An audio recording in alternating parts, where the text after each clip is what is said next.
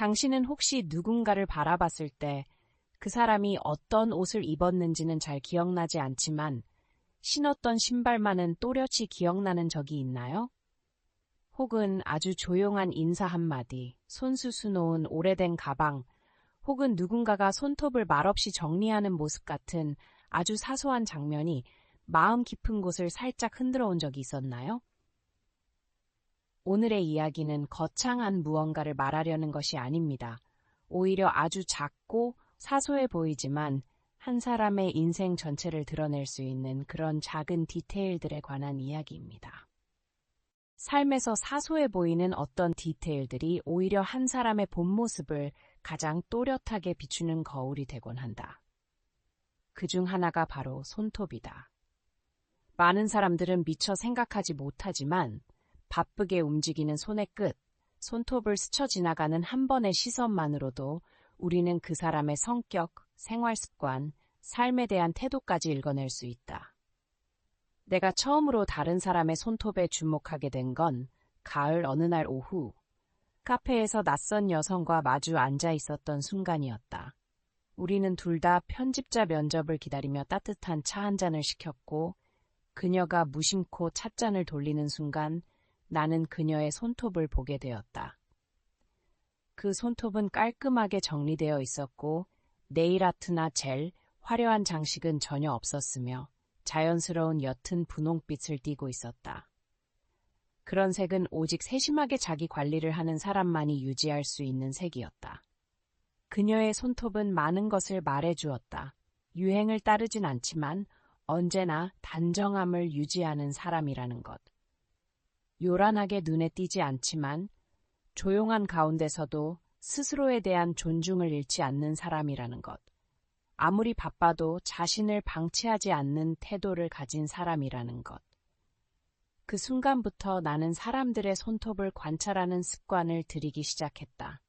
누군가를 판단하거나 꼬집기 위해서가 아니라 보다 섬세하고 조용한 방식으로 사람을 이해하기 위해서였다. 그 과정에서 나는 몇 가지 흥미로운 패턴을 발견하게 되었다. 손톱을 길게 유지하지만 항상 깨끗하고 정돈된 사람은 대개 아름다움을 사랑하고 미적 감각이 있으며 창의적인 면을 가지고 있는 경우가 많았다. 그들은 꿈꾸는 것을 좋아하고 자신을 가꾸는 데 시간을 아끼지 않는다.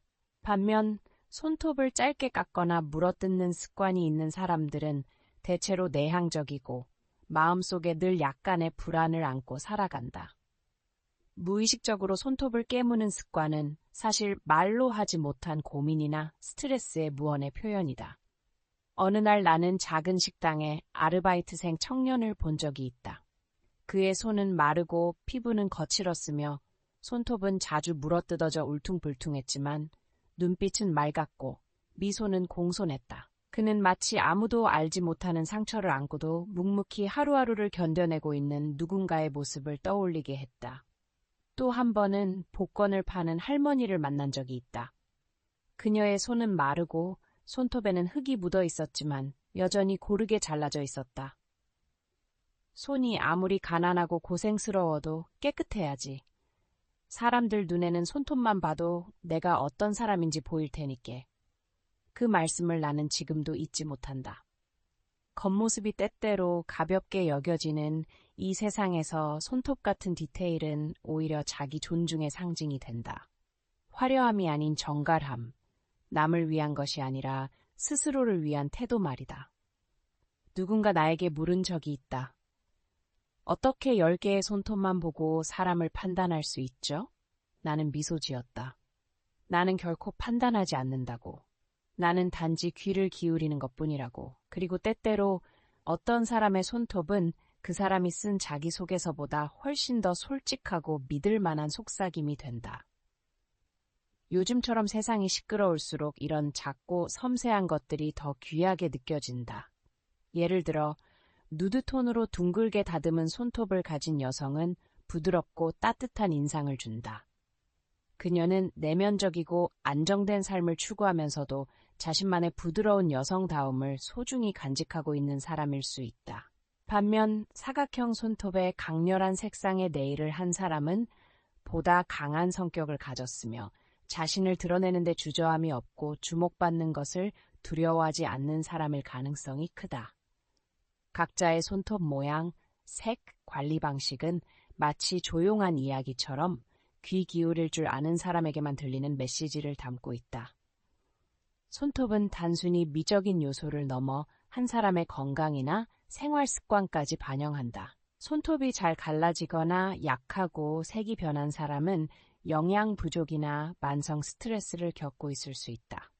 손톱을 지나치게 길게 기르면서 자주 부러뜨리는 사람은 현실감이 부족하거나 스스로의 몸 상태에 귀 기울일 여유가 없는 경우일지도 모른다. 반면 손톱의 길이나 유무, 네일 유무와 상관없이 항상 청결하게 관리하는 사람은 아주 기본적인 것부터 자신을 아끼고 돌보는 태도를 가진 사람이다. 나는 한번 성공한 중년 여성 CEO를 인터뷰한 적이 있다. 악수를 나누던 순간 가장 먼저 내 눈에 들어온 것은 그녀의 손톱이었다. 네일도 없었고 화려한 반지도 없었다. 하지만 손톱은 매끈하고 균형 있게 정리되어 있었고 먼지 하나 없이 깨끗했다. 그녀는 말했다. 누구에게 예뻐 보이기 위해서가 아니에요. 내 손을 봤을 때 부끄럽지 않기 위해서죠. 그 단순한 말 속에 나는 자신을 존중하는 마음은 늘 작고 단순한 습관에서 시작된다는 걸 배웠다. 이 세상엔 수많은 짧은 만남이 있고 악수는 그저 형식처럼 스쳐 지나가기도 한다. 하지만 재미있게도 그런 짧은 악수 속에서도 사람들은 서로의 손톱을 이름보다 더 강하게 기억하는 경우가 있다. 왜냐하면 손은 가장 먼저 타인과 닿는 부분이고 손톱은 그 손의 태도를 보여주는 마지막 경계선이기 때문이다. 나는 또 한 명의 남자를 기억한다. 그는 단정한 흰 셔츠에 낡은 가죽 구두를 신은 평범한 사람이었지만 손톱은 깔끔하게 정리되어 있었다. 그는 말수가 적었지만 손톱 하나까지 신경 쓰는 그의 태도에서 나는 이 사람이 얼마나 삶을 성실하게 대하는지를 느낄 수 있었다. 그는 결코 삶을 아무렇게나 대하지 않는 사람이었다. 물론 손톱만으로 사람의 전부를 말할 수는 없다. 병을 앓거나 외부 환경상 외모를 돌보기 어려운 사람도 많다. 하지만 그러한 상황 속에서도 손톱을 깔끔하게 유지하려 애쓰는 이들이 있다. 그것은 마치 어려움 속에서도 여전히 나는 가치 있는 사람이다. 나는 여전히 인간답게 살고 싶다는 내면의 다짐처럼 느껴진다. 그래서 나는 누군가를 처음 만났을 때 얼굴이나 옷차림만 보지 않는다. 나는 손톱을 본다. 판단하기 위해서가 아니라 그 사람의 아주 진실된 한 조각을 듣기 위해서. 손톱은 거짓말을 하지 않는다. 손톱은 그 사람이 얼마나 바쁘게 혹은 천천히 살아왔는지, 얼마나 스스로를 사랑했는지, 얼마나 인내심이 있고 섬세한지, 혹은 자신에게 관대하거나 엄격했는지를 말해준다. 모든 사람은 하나의 이야기이고 그 이야기는 어쩌면 바로 그들의 손끝에서 시작되는지도 모른다. 나는 지난날 한 친구가 너 요즘 너무 편협해진 거 아니야? 손톱만 보고 사람을 알 수 있다고? 라며 웃으며 고개를 저었던 날을 선명하게 기억한다. 나는 화내지 않고 그저 미소 지었다. 왜냐하면 나는 관찰과 평가가 다르다는 것을 알기 때문이다. 하지만 나 또한 스스로에게 큰 질문을 던졌다. 과연 외모를 보고 상대를 이해하려는 것이 옳은가? 아니면 무의식 중에 편견과 판단의 덫에 걸려 내가 가장 혐오하는 사람이 되어 버리는 건 아닐까? 세상엔 너무도 많은 성급한 시선이 존재한다. 누군가는 손톱이 길고 붉은색으로 칠해졌다고 하여 가볍거나 방종한 사람으로 오해받는다. 하지만 진실은 다를 수 있다. 예를 들어 그녀는 네일 아티스트로 일상에서 직접 자신의 손톱을 가꾸며 기술을 익히는 사람일지도 모른다. 또 다른 이는 손톱이 지저분하다고 해서 돌보지 않는 사람이 아니라 가족을 부양하느라 하루에 2번 일하고 있을 수도 있다. 외형은 판단하기 쉽고 빠르지만 그래서 더 얕고 위험하다. 깨끗하고 깨끗해 보이는 손톱 뒤엔 밤낮 아이를 돌보느라 손끝이 상한 어머니가 있을 수도 있고 너무 세심한 네일 아티스트가 있을지도 모른다. 외모란 중립적인 가면에 불과하다. 때로는 진실을 말하지만 때로는 긴 이야기를 숨기기도 한다. 한 번은 함께 면접을 보러 간 언니가 짧고 거친 손톱에 세제 자국까지 묻어 있어서 나는 그녀가 외모에 크게 신경 쓰지 않는 사람이라 짐작했다. 하지만 면접장에서 그녀의 차분하고 또렷한 목소리, 날카롭고 정제된 논리력을 듣고는 내가 얼마나 쉽게 판단했는지 깨달았다. 우리는 너무나 겉모습만으로 평가하고 있지 않은가. 지금은 외모로 사람을 판단하기 쉬운 시대다. SNS 사진, 메이크업 튜토리얼, 변신 콘텐츠. 우리는 어떻게 보일 것인가에 지나치게 집중하고 어떻게 살아갈 것인가는 놓치고 있다. 피부 모공에서부터 머리카락, 옷차림, 손톱 하나까지 타인의 시선이라는 빗달에 놓여 있다. 이제 우리는 다시 배워야 한다. 판단의 눈이 아닌 열린 마음의 눈으로 사람을 바라보는 법을. 손톱은 단지 아주 작은 일부분일 뿐이다. 습관이 보이기도 하고 관리의 흔적이 있기도 하지만 결코 사람 전체를 설명하지 못한다. 손톱이 깔끔한 사람이라고 다 선한 것은 아니고 손톱이 거친 사람이라고 다 나쁜 것도 아니다. 사람은 과거와 현재, 보이지 않는 상처를 가진 복합적인 존재다. 나는 한번 고딕 스타일로 검게 물들인 뾰족 손톱의 젊은 여성을 만난 적 있다. 모두가 그녀를 조심스레 보았지만 면담을 하며 나는 그녀가 도스토옙스키와 셰익스피어를 사랑하며 어머니의 죽음 이후 2년간 깊은 우울을 겪었던 사람임을 알았다. 검은색은 충격을 주기 위한 것이 아니라 슬픔을 잊지 않기 위해 자신을 단단히 다잡기 위한 상징이었다. 또 한 명, 전기 엔지니어인 남자친구는 항상 손톱에 기름이 묻어 있었고 긁힌 자국으로 가득했지만 그 사람의 마음에는 친구들 생일을 기억하고 오랫동안 말없는 이에게 전화를 걸어 안부를 묻는 따뜻함이 가득했다. 그의 진정성과 배려는 화려한 외형보다 훨씬 더 값진 것이었다. 그렇다면 왜 우리는 사람을 사소한 특징 하나로 틀에 가두려 하는가? 겉모습만 보고 속마음을 짐작하는 것은 너무도 쉽지만 동시에 너무 잔인하고 위험하다. 누군가의 손톱이 짧다고 청결함이나 신뢰성을 단정할 수 있는가? 누군가의 손톱이 길다고 세심함이나 섬세함이라 여겨도 되는가? 그러한 고정관념은 무의식 중에 우리 사회를 숨막히고 엄격하게 만든다. 사람은 외형이 아니라 행동과 성품의 복합체다. 외모는 첫인상을 줄 뿐이다. 우리가 진정으로 존경하는 것은 행동이다. 타인을 돕는 손짓, 작지만 꾸준한 배려, 삶을 대하는 따뜻한 태도. 어느 날 밤 나는 오래된 골목을 걷다가 노숙이 떨어뜨린 가방을 줍는 장면을 목격했다. 그의 손은 떨리고 더러웠지만 하나하나 정성스레 주워 나르던 모습이 내 가슴을 울렸다. 나는 깨달았다. 아름다운 손은 손톱이 아닌 그 손으로 무엇을 했느냐에 달린다는 것을. 아름다운 사람은 외모에 있지 않다. 삶의 매 순간 선택에 있다. 세상 모두가 지치고 흔들릴 때 자신을 묵묵히 지키고 타인에게 다정할 때 그 사람은 진짜 아름답다. 그러니 누군가의 손톱이 가지런치 않다고 싫은 표정을 지을 필요는 없다. 먼저 삶은 어떤지 묻자.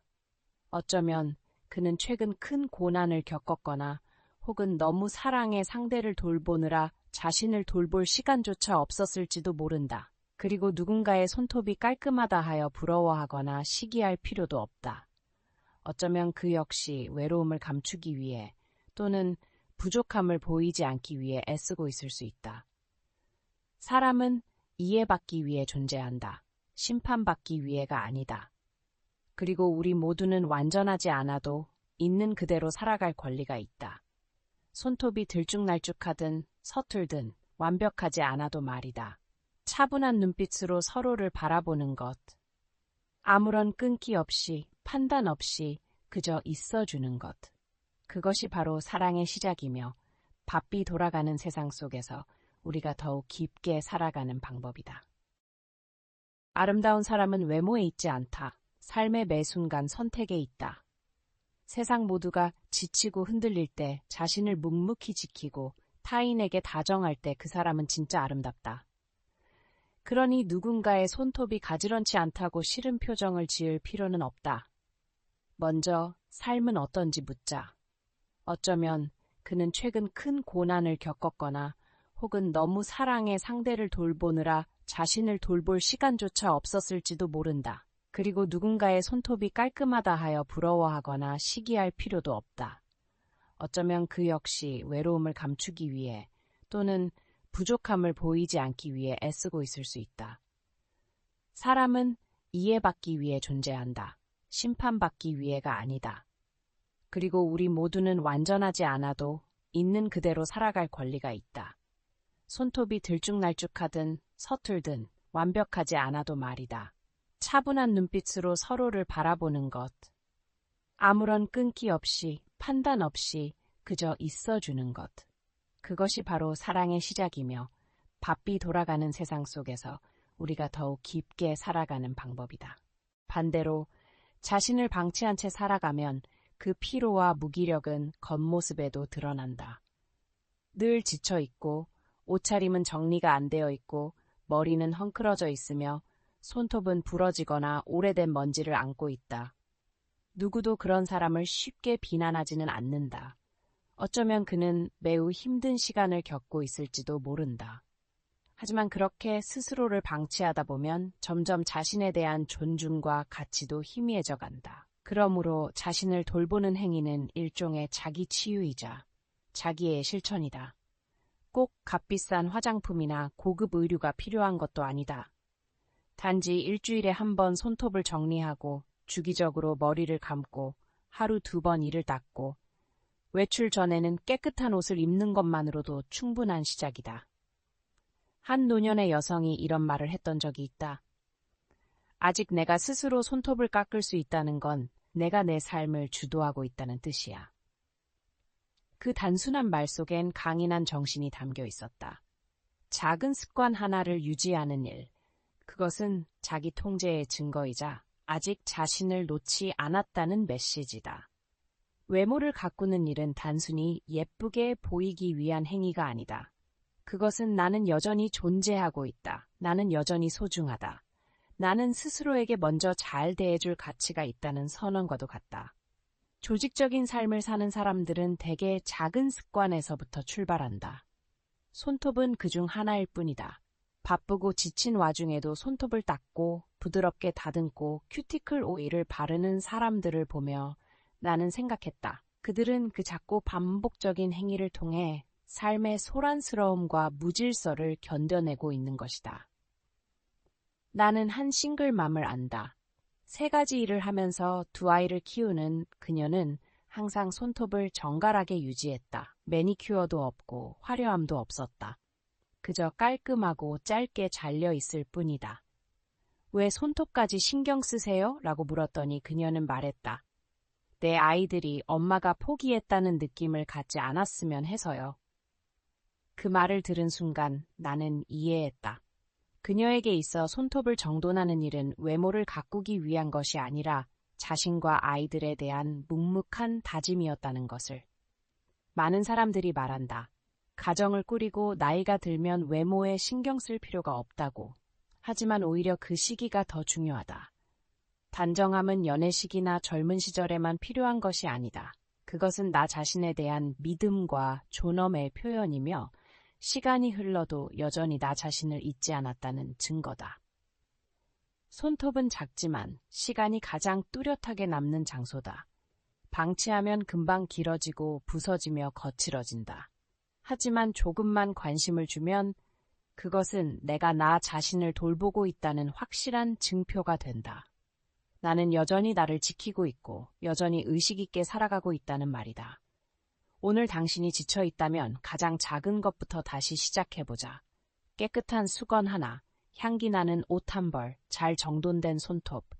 이 조그만 변화들이 당장 당신의 인생을 바꾸진 않겠지만 당신 자신을 더 따뜻하게 대하는 첫걸음이 될 수 있다. 자기 관리는 긴 여정이다. 가장 사소한 습관에서부터 시작된다. 누군가의 칭찬이 필요하지도 않고 사회의 인정이 필요하지도 않다. 매일 아침 거울을 보며 미소 지을 수 있다면 그것만으로 충분하다. 왜냐하면 당신은 여전히 당신 자신을 포기하지 않았기 때문이다. 나는 오랜 시간 사람들을 관찰하며 깨달은 게 있다. 사람은 말보다 작은 디테일, 신발, 가방, 대화 도중의 반응을 통해 더 많은 것을 드러낸다. 어릴 적 엄마는 낡은 천 신발을 한참을 닦고 끈도 새로 매서 구두장을 정리하곤 했는데 나는 왜 아직도 닦느냐라고 물었지만 엄마는 발을 하루 종일 데리고 다니는 신발을 깨끗이 하지 않으면 어떻게 멀리 걸어갈 수 있겠니라고 답하셨다. 사회생활을 하며 작은 평가들이 오가는 공간에 익숙해질수록 나는 그 말의 의미를 깊이 깨달았다. 신발은 단순한 신는 도구가 아니다. 닳았어도 깨끗하게 관리된 신발은 단순하지만 자신을 존중하는 삶을 사는 사람을 나타낸다. 반면 명품 신발의 진흙투성이면 소홀함과 무심함을 느끼게 한다. 부산의 한 카페에서 만난 60대 어르신은 흰색 낮은 굽에 편한 신발을 신고 있었지만 흠집 하나 없이 말끔했다. 그녀는 천연 소재 자수를 한 가방을 조심스레 들고 계셨는데 나중에 듣기로 남편을 기억하기 위해 직접 수놓은 것이라고 했다. 그 장면은 신발과 가방조차 한 사람의 삶과 기억을 담을 수 있다는 사실을 보여줬다. 나이가 들수록 사람은 외모가 아니라 이런 작은 기준에서 자기 자신을 지키고 있음을 느끼게 된다. 나는 또 중년의 어떤 남자가 대화를 나누며 자주 소매를 다듬는 모습을 본 적이 있는데 그는 브랜드 있는 옷이 아니어도 단정하고 매너 있는 인상을 남겼다. 그가 가진 정갈함은 태도에서 전해졌다. 동묘 벼룩시장에서 만난 헌책을 파는 어르신은 손님마다 다른 인사를 건네며 손님 신발을 보고 학생인지 직장인인지 소설 애독자인지 철저히 맞춤 응대하셨다. 그때 나는 신발 하나면 사람의 삶을 읽을 수 있는 눈을 가진 사람이 있다는 것을 깨달았다. 나는 나도 그런 관찰을 배우기로 했다. 그것은 판단이 아니라 이해였다. 자비 없는 외모 평가가 만연한 이 시대에 우리는 사람들이 입은 옷 하나, 신은 신발 하나, 건넨 한마디를 통해 그들의 삶에 조금 더 다정해질 수 있다. 예를 들어 아이들에게 좋은 본보기가 되고 싶어 연한 손톱색을 유지하는 초등교사처럼 우리는 비난받을 일 없이 자신의 삶에도 책임감을 가질 수 있다. 어머니와 아이들, 동료들에게 묵묵히 긍정적인 에너지를 전하는 것이다. 반대로 단정하지 못한 외모는 그 사람이 겪고 있는 어려움도 드러내지만 무관심이 습관이 되면 그 삶도 흔들리기 마련이다. 누구나 좋은 물건을 드려야 할 필요는 없지만 단정함과 작은 주의만으로도 타인과 공간에 대한 존중을 표현할 수 있다. 깨끗한 신발, 정성 들인 가방, 진정성 있는 인사, 상대 말을 경청하는 눈빛, 이 모든 것이 작지만 분명한 친절의 흔적이다. 아이들은 가격표가 아니라 사용하는 방식으로 사람을 판단한다. 진정한 자기 존중은 디테일에서 드러난다. 나는 오늘도 스스로에게 묻는다. 내 신발은 깨끗한가? 발끝에 흙은 없는가? 이 물건을 나는 나보다 소중하게 다루고 있진 않은가? 그런 질문을 하며 나는 나 자신을 이해하고 타인을 더 다정하게 대하게 된다. 단정하게 걸어온 사람의 삶이 아름다운 이유는 그 디테일 속에 숨은 존중과 성실함이 있기 때문이다. 챗GPT라너의 어느 날 오후 일이 엉키고 압박감에 시달리며 마치 끝도 없는 길을 달리고 있는 듯한 기분이 들 때면 나는 조용히 한 곡의 연주곡을 틀곤 한다. 피아노 선율이 흐르면 마치 바람이 물 위를 스쳐 지나가는 것처럼 잔잔한 음들이 마음을 어루만져준다. 그 음악을 배경으로 나는 방을 정리하고 옷을 개고 오래된 신발을 닦고 손톱을 다듬는다. 그저 사소한 행동들이지만 그 속에서 나는 다시 나 자신과 연결되는 감각을 되찾는다. 나는 생각한다. 지금처럼 소란스럽고 급박한 세상에서는 누구나 자신만의 쉼표가 필요하다고. 그게 꼭 고급 여행이나 럭셔리 스파일 필요는 없다. 그저 잠시 멈춰서 깊게 숨을 쉬고 신발을 닦고 조용한 음악을 들으며 내가 여전히 살아있다는 사실을 기억해내는 순간이면 충분하다. 한 친구가 나에게 말한 적이 있다. 우리는 해야 할 일에 너무 쫓기다 보니 정말 해야 할 일을 잊곤 해. 그리고 그 정말 해야 할 일 중 하나는 겉보기에 작아 보일 수 있지만 매우 중요한 일. 몸과 마음 모두를 따뜻하게 돌보는 것. 한 번은 취미로 참여한 그림 수업에서 한 여성을 만났다. 이름은 지은. 금융업계에서 일하며 혼자 살아가는 사람이었다. 그녀는 매일 저녁 딱 15분, 오직 한 가지 일에만 집중한다고 했다. 그것은 카모마일 차를 우려내고 잔잔한 재즈 음악을 틀고 작은 손톱깎이 상자를 열어 손톱을 다듬는 일이다. 그녀는 말했다. 손톱을 자를 때마다 일주일 동안 쌓였던 피로와 때를 함께 없애는 느낌이에요. 내 마음을 조금씩 정리해주는 시간이죠. 나는 지은을 보며 예전에 만났던 나이든 분들이 떠올랐다. 그분들은 명상 앱도 없고 블루투스 이어폰으로 힐링 음악을 듣지도 않는다. 하지만 따뜻한 물로 발을 담그고 부드러운 수건으로 손을 닦고 손톱깎이 상자를 보물처럼 소중히 다루는 삶의 방식을 가지고 계셨다. 그것 또한 하나의 명상이자 자기 자신을 아끼는 방법이었다. 전통적이고 겸손하지만 깊고 단단한 사랑의 방식이었다. 나는 할머니를 떠올린다. 평생 시골에서 근면하게 살아오신 분. 넉넉하지 않은 형편 속에서도 매주 일요일 저녁이면 빠짐없이 손톱을 다듬으셨다. 아무도 시키지 않았고 아무도 관심을 가지지 않았지만 그것은 한 주를 정리하고 새롭게 시작하기 위한 작은 의식이었다. 라디오에서 흘러나오는 옛 트로트 노래에 맞춰 콧노래를 흥얼거리며 따뜻한 수건으로 손끝을 하나하나 닦는 그 모습은 마치 자신의 손과 대화를 나누는 듯했다. 그 손은 평생 이름 없는 일들을 감당해온 손이었다. 할머니의 이야기를 통해 나는 깨달았다. 자기 자신을 돌보는 행위는 단지 몸의 문제가 아니라 삶을 대하는 태도라는 것을. 그리고 그 태도는 어쩌면 우리가 다시 배워야 할 것인지도 모른다. 천천히 사는 사람들에게서, 눈에 띄지 않지만 품위 있는 사람들에게서, 그리고 과시하지 않아도 조용한 리듬을 지켜가는 사람들에게서, 당신이 지금 공허하거나 길을 잃은 기분이 든다면 가장 작은 것부터 시작해 보길 바란다. 지은이 그랬듯이, 할머니가 그러셨듯이. 조용한 음악을 틀고 창가에 앉아 작은 거울을 테이블 위에 놓고 손톱을 다듬는 것. 들으면 평범한 일이지만 그 짧은 시간 동안 당신의 마음은 더 이상 업무나 어중간 대화에 끌려가지 않는다. 그 순간 당신은 오롯이 당신 자신과 함께 있다. 꾸미지 않아도 완벽하지 않아도 된다. 어느 선생이 이런 말을 한 적 있다. 손톱을 자르는 것은 마음 챙김의 연습이다. 손끝 하나하나에 집중하고 미세한 변화까지도 관찰하는 그 순간 당신은 현재에 존재하고 있는 것이다. 그리고 현재야말로 인생을 변화시킬 수 있는 유일한 시점이다. 작은 일에서 우리는 큰 것을 배운다.